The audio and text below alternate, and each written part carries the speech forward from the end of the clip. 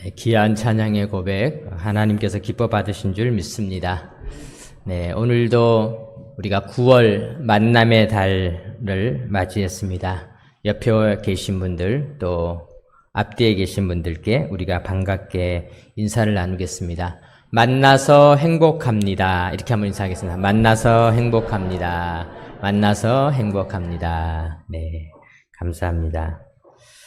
9월은 우리가 축복의 만남, 만남의 달로 우리가 이렇게 정해 보았습니다. 축복의 만남을 우리가 생각하면서 우리가 BLESS를 한번 생각해 보았죠. 우리가 먼저 기도해라.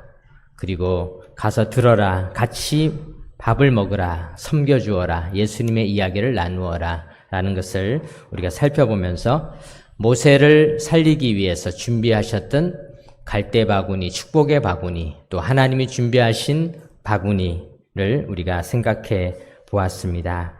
그리고 베드로를 만나주시는 우리 주님께서는 베드로를 만나시기 전에 서서 베드로를 보신 후에 말씀의 빛을 비추어서 말씀에 노출되게 하시고 마침내 베드로가 신앙의 임계점까지 도달해서 구원을 받는 데까지 이끌어 주셨다라는 내용을 살펴보았고요. 또 지난 주일에는 명절날 사망의 그림자, 명절의 그림자에 머물러 있는 베데스다의 38년 된 병자를 찾아가 주셔서 경쟁의 자리에 밀리고 밀려서 그곳에서조차 또 다른 경쟁을 하는 약자들과의 경쟁을 통해 살아남아야 하는 자에게 경쟁이 아니라 진정한 만남, 주님을 만나는 만남을 통해서 구원해 주시는 주님을 살펴보았습니다.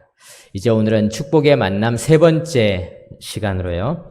오늘은 중풍병자를 고치신 우리 주님에 대해서 함께 말씀을 나누도록 하겠습니다. 본문 1절을 우리 한번 보겠습니다. 본문 1절에 보니까 수일 후에 예수께서 다시 가버나움에 들어가시니, 가버나움은 도시 이름인데 나훔의 도시 그런 뜻입니다. 나훔은 위로라는 뜻이죠. 위로의 도시. 가버나움은 예수님께서 사역을 하셨던 수도와 같은 중심지였죠.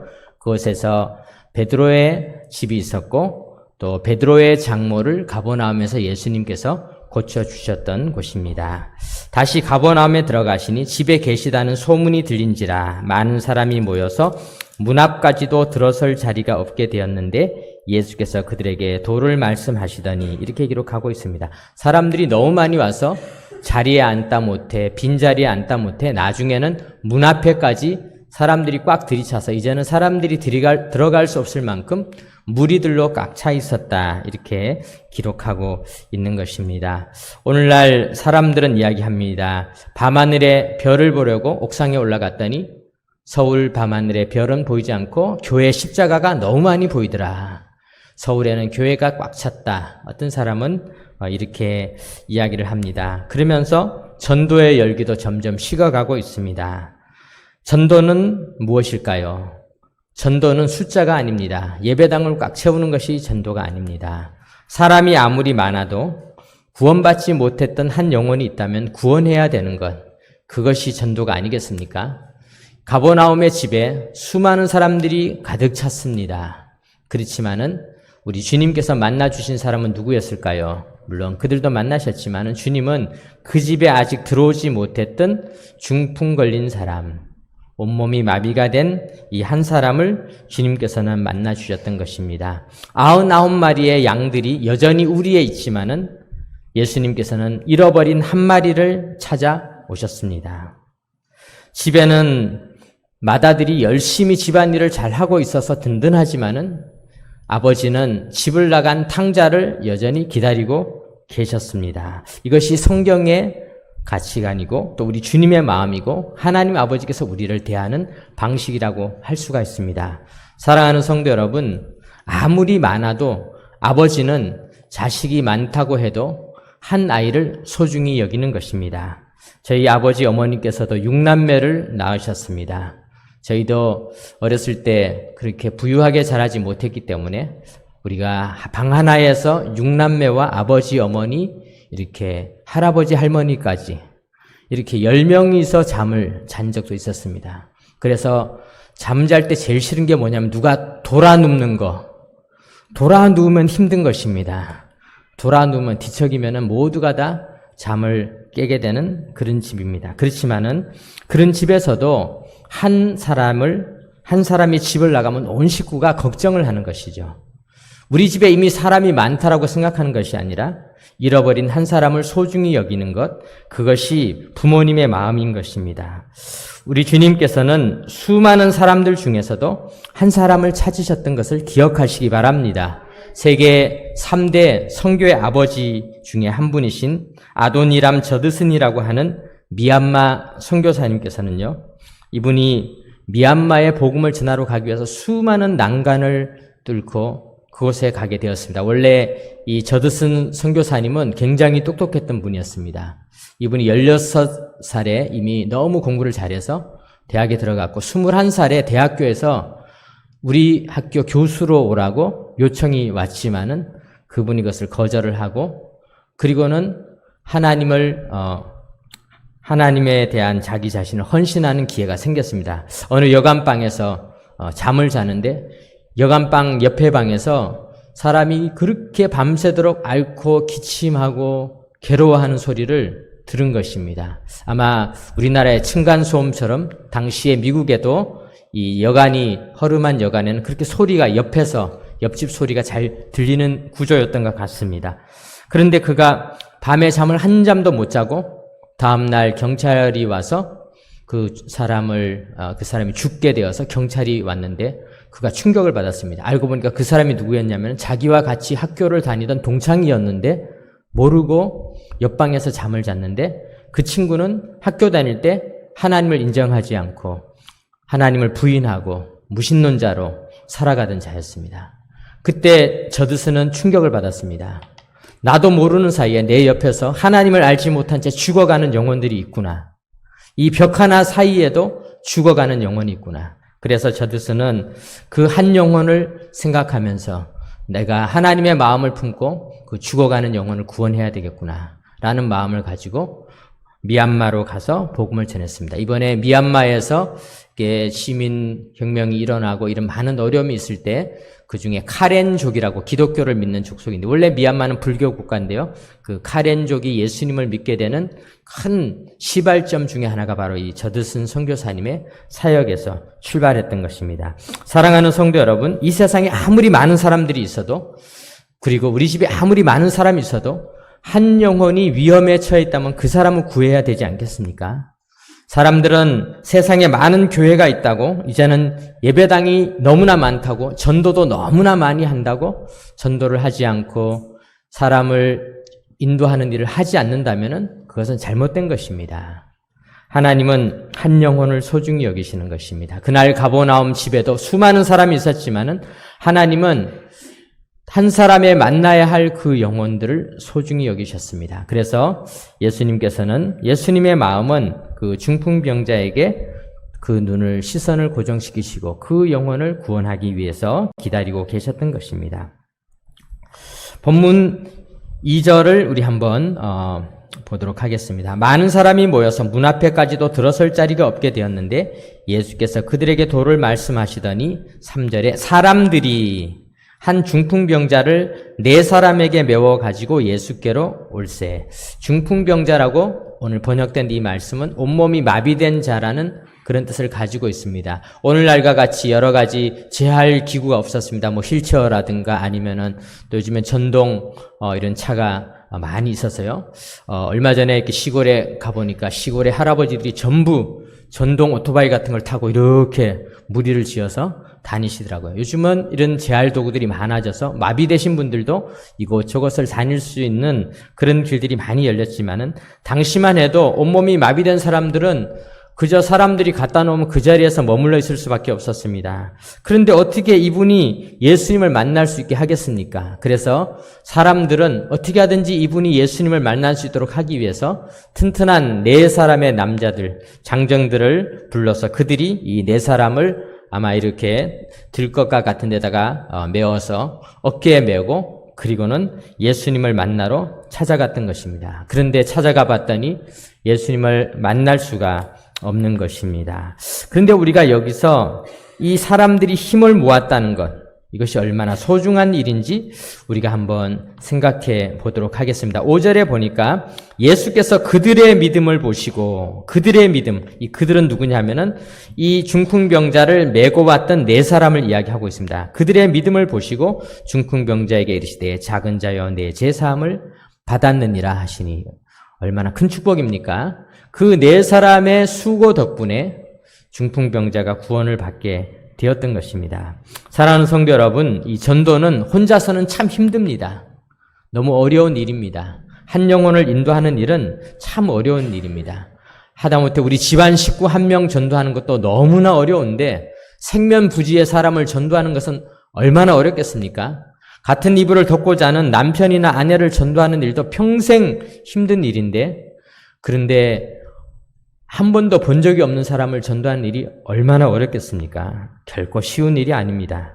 그런데요, 힘들고 어려운 일일수록 힘을 모으면은 훨씬 더 가능성이 높은 것입니다. 그래서 예수님께서도 제자들에게 전도 훈련을 시키실 때 2사람씩, 3사람씩 짝을 지어서 나가서 힘을 모아서 하도록 하셨던 것입니다.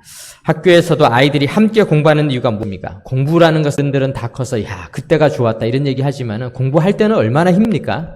그러니까 여럿이 같이 공부를 하면은 할 수가 있는 것이죠. 군대 생활도 마찬가지죠. 훈련이 힘들기 때문에 단체 생활을 통해서 여럿이 같이 훈련을 해서 군대 생활을 하게 하는 것처럼 힘든 일일수록 함께 힘을 모아야 되는 것입니다. 영혼을 살리는 일은 너무나 힘들기 때문에 우리가 힘을 모아야 되는 것입니다. 그래서 우리 교회도 전도를 개별적으로 하기보다는 이번에 우리가 힘을 성주의를 정해놓고 이 축복의 만남을 이루기 위해서 하나하나 준비해 가면서 힘을 모아 나가고 있는 것입니다. 사랑하는 성도 여러분, 우리도 이 전도를 할 때는 힘을 잘 모으고 도와주고 협력해서 전도해 나가시기 바랍니다. 제가 아는 한 집사님의 사례가 있는데요. 이분이 저에게 이렇게 어느 날 상담을 하셔가지고요. 좀 꽤 오래전 일이긴 한데, 이분이 아버지를 그렇게 전도하시기 위해서 온 식구가 노력을 했는데 아버지가 완고하시다는 것입니다. 그리고 아버지가 이제는 하시니까 눈치가 빨라지셔서 얘네들이 무슨 말을 꺼낼지 딱 분위기를 안다는 겁니다. 그래서 해서 이제 막 말을 꺼낼 때쯤 되면은 단호하게 불호령으로 다 막아버리신다는 겁니다. 여러분, 우리가 전도하는 것도 힘들지만요, 전도 당하는 분들도 힘든 것 같아요. 그분들도 어떻게 하면은 이 전도를 물리칠까, 이런 노력을 하고 있는 것이죠. 그래서 그 집사님이 너무 안타까우신 겁니다. 그러다가 이분이 저에게 이렇게 상담을 했는데요.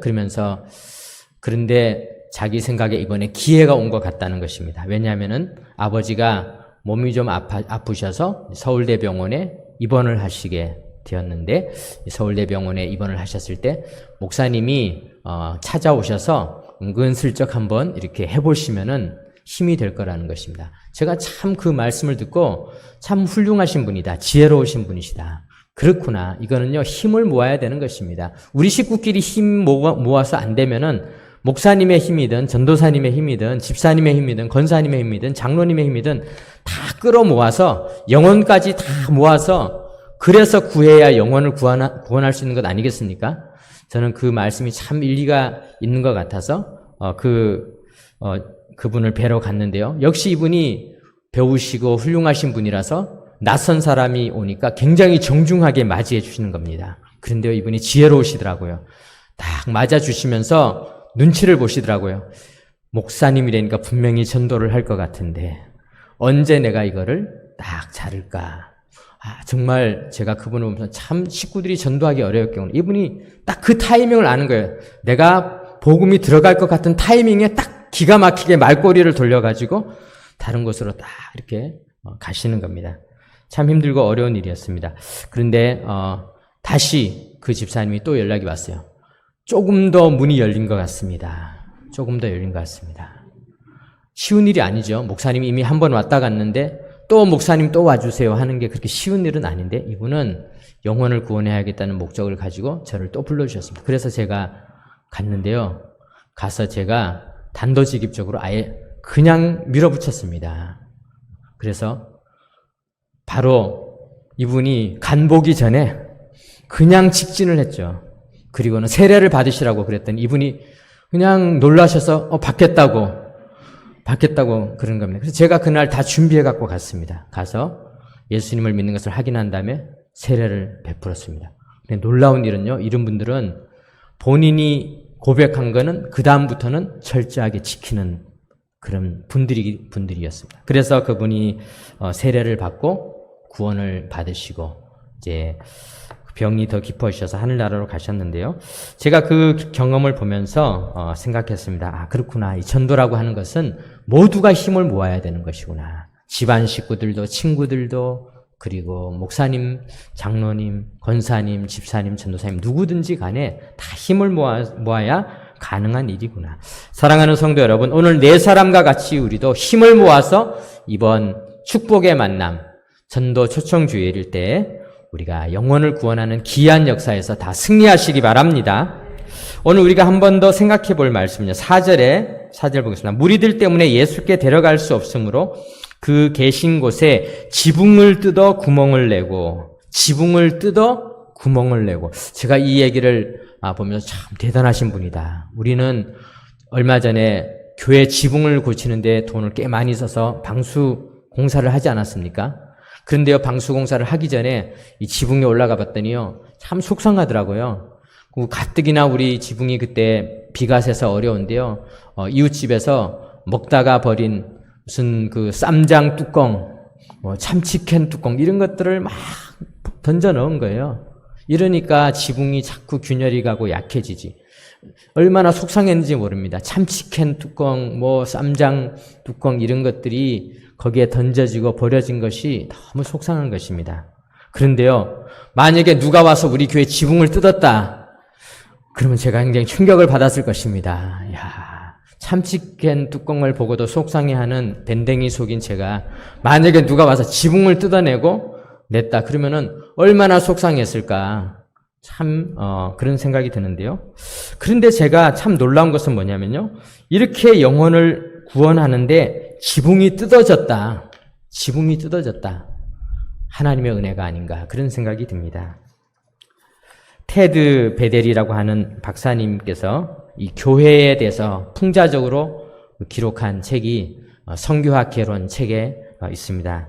제가 신학교 다닐 때 그 책을 이제 읽었었는데요. 이 해안가에 이 해안은 사람들의 배가 많이 난파당하는 그런 해안이어서 해마다 우리나라도 이 태풍이 자주 오는 지역이 있지 않습니까? 그런 것처럼 그것도 늘 이렇게 태풍이 자주 오다 보니까 배가 자주 난파되는 것입니다. 그러다 보니까 그 지역 사람들이 그 해안에다가 아예 구호소를 큰 텐트를 쳐놓고 난파된 사람들이 오면 그 사람들에게 이렇게 먹을 걸 꾸러미도 만들어서 나눠주고 그분들의 옷도 갈아입도록 해드리고 옷도 말리도록 또 불도 피워드리고 이런 일을 하는 구호소가 있었습니다. 그런데 이렇게 구호소를 하다 보니까 자원봉사자들도 생기고 이렇게 해서 그곳에서 구호를 받으니까 거기서 구원받은 사람들이 얼마나 감사합니까? 그러니까 어떤 분들은 그 구호소에다가 이렇게 기부를 하게 되는 것입니다. 그러니까 그 기부금이 모이니까 그런 일들이 잦아지고 또 어떤 아주 큰 부자들이 또 재난을 당해서 큰 돈을 기부하기도 하고 이러다 보니까 구호소가 돈이 생기니까 그들이 모여서 의논을 했습니다. 우리가 이제 이렇게 아마추어적으로 할 것이 아니라 집을 지어가지고 제대로 한번 구호를 해봅시다. 우리가 기금도 모였으니까. 그래서 그분들이 집을 지으려고 했더니 그 해안가 뱃사장에는 집을 지을 수가 없으니까 그 위쪽에 이렇게 집을 크게 잘 지었습니다. 의견들이 있었습니다. 기왕 집을 지을 때 잘 지어야 됩니다. 그래서 집을 짓다 보니까 안에 카페트도 깔고 또 가구도 좋은 곳으로 놓고 이렇게 한 다음에 그 집을 지었던 사람들이 또 이사회를 만들어서 이사들도 구성을 하고 이렇게 해서 이사회도 정기적으로 하게 된 것입니다. 그런데 그렇게 하다 보니까 이분들이 이제 목에 힘이 들어가고 이렇게 되니까 어느 날 사람이 또 바다에서 빠져서 구원해서 왔더니 이 구원받은 사람들이 와서 한바탕 휩쓰는 바람에 카페트 다 버리고 거기 있는 가구도 망가지고 이사들이 양복을 입고 그분들 어쩌저쩌 하다 보니까 옷도 버려서 세탁기도 나오고 이러니까 이분들이 이제 규칙을 만들었습니다. 물에 빠진 사람들은 이제 여기 들어오지 못하게 합시다. 이렇게 규정을 만든 것입니다. 그러니까 싸움이 일어났어요. 아니, 우리가 왜 이것을 했습니까? 우리가 이것을 한 이유가 무엇입니까? 그렇게 해서 둘로 쪼개진 사람들이, 남은 사람들은 그 위에서 살고 나머지 사람들은 쫓겨나서 바닷가에 다시 텐트를 치고 거기서 또 사람들을 구하게 된 것입니다. 그런데 거기서 또 똑같은 일이 일어났어요. 또 기부금을 받아서 위쪽에 또 새로운 좋은 건물을 짓고 또 더러워진다고 하다가 사람들이 싸워서 또 사람들은 또 나가고 이런 일들이 반복되어졌다. 그런데 이 테드 비델이 이 이야기를 하면서 그것이 무엇이냐? 그것이 교회다. 그렇게 이야기를 한 것입니다. 제가 신학교 때 그 책을 읽으면서 굉장히 충격을 받았습니다. 아, 이것이 교회다. 이것이 교회다. 생각해 보니까 정말 타당한 면이 있는 것입니다. 교회는 왜 존재하는 것인가? 교회 건물은 왜 존재하는 것인가? 교회 건물은 영혼을 구원하기 위한 도구여야 되는데 교회 건물을 예쁘고 멋지게 보존하는 것이 하나님의 뜻일까? 그것이 아니다. 지붕이 뜯겨져서라도 영혼을 구원할 수 있다면 그것이 합당한 것이 아닌가? 사랑하는 성도 여러분, 우리는 때때로 지붕이 뜯어지는 아픔들을 감내할 준비가 되어 있지 않을 때가 많이 있습니다. 지붕이 뜯어지면 어떻게 할 것인가? 그러나 우리 주님께서는 이 가버나움의 집에 지붕이 뜯겨져서라도 한 영혼이 구원하는 것을 기뻐하시고 그것을 오늘 성경을 통하여서 우리에게 보여주고 있는 것입니다. 우리가 축복의 만남 세 번째 시간을 맞이하면서 오늘 우리가 이 말씀을 통해서 우리가 이루어야 할 축복의 만남을 다시 한번 생각해 보았습니다.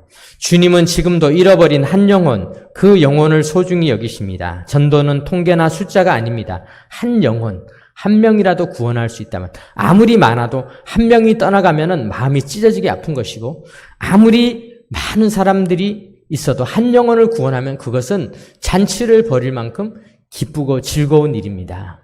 우리 한 영혼에 초점을 맞추는 우리 전도 축제가 되시기 바랍니다. 우리가 이 일을 하는 것은 혼자서는 할 수가 없습니다. 내 힘만 의지할 때는 패할 수밖에 없도다. 우리는 이 일을 할 때 힘을 모아야 되는 것입니다. 네 사람의 힘을 모은 것뿐만 아니라 이 네 사람이 예수님에게로 데리고 와서 예수님의 힘까지 다 이용해서 그리고 그 지붕까지 다 이용해 모든 것을 이용해서 그래서 마침내 한 영혼을 구원했던 것처럼 우리가 힘을 모아야 한다는 것입니다. 전도서 4장에 보면은 또 두 사람이 함께 누우면 따뜻하거니와 한 사람이면 어찌 따뜻하랴. 한 사람이면 패하겠거니와 두 사람이면 맞설 수 있나니 세 겹줄은 쉽게 끊어지지 아니하느니라. 우리가 한 겹 한 겹 그것이 점점 더 우리의 줄이 단단해질 때 영혼을 구원할 수 있는 생명줄은 더 튼튼해진다는 사실을 기억하시기 바랍니다. 한 줄이라도 더 모으시기 바랍니다. 명주실 한 줄, 그까짓 거 쉽게 뚝 끊어질 것 같지만요. 한 줄, 한 줄, 한 줄, 한 줄, 한 줄이 모여서 든든한 줄이 되는 것입니다. 여러분들 혹시 기억나시는지 모르지만 운동회 할 때 줄다리기 줄 보신 적 있습니까? 그 줄도요, 사실은 가는 줄들이 모여서 아주 굵은 줄이 된 것입니다. 아니, 오히려 가는 줄이 많이 모일수록 더 튼튼해지는 것입니다. 그래서 진짜 비싼 줄은요, 아주 가늘고 세밀한 줄들이 정교하게 꼬여져서 튼튼한 줄을 만드는 것입니다. 작은 줄들을 잘 모아서 영혼을 구원하는 생명줄을 만드시기 바랍니다. 우리는 때로는 지붕의 손상도 감내해야 합니다. 해변가 구호소의 멋진 건물이 되기보다는 초라한 천막이라도 영혼을 구원하는 것이 진짜 구호소인 것입니다. 이 땅에 많은 구호소들이 있지만은 우리가 이 구호소의 외모에 마음을 두지 마시고 이 구호소가 크다, 멋지다, 카페트가 좋다, 또 이사들이 출퇴근하기 좋다, 주차장이 아주 넓어서 이사들이 편안하게 온다, 이런 것들도 중요한 일이지만은 정말 중요한 것은 구호소는 생명을 구원하는 일이 아니겠습니까? 생명을 구원하는 구호소가 진짜 구호소임을 믿으시기 바랍니다. 생명을 구하는 교회가 되시기 바랍니다. 우리가 축복의 만남, 이 만남을 다 이루어서 우리 주님께서 기뻐 받으시는 사명자로 살아가는 귀하고 복된 삶이 되시기를 주님의 이름으로 축원합니다. 아멘. 이제는 우리 구주 예수 그리스도의 크신 은혜와 하나님 아버지의 놀라우신 사랑과 성령 하나님의 꼭 지켜주시고 사명의 길 속에 축복을 주시는 역사가 오늘도 주의 전에 나와서 예배드리고 또 주님께서 맡겨주신 사명을 이루며 주님께서 예비하신 길로 걸어갈 모든 주님의 백성들 걸음걸음 위에 이제로부터 영원토록 함께 하시옵기를 간절히 축원하옵나이다. 아멘.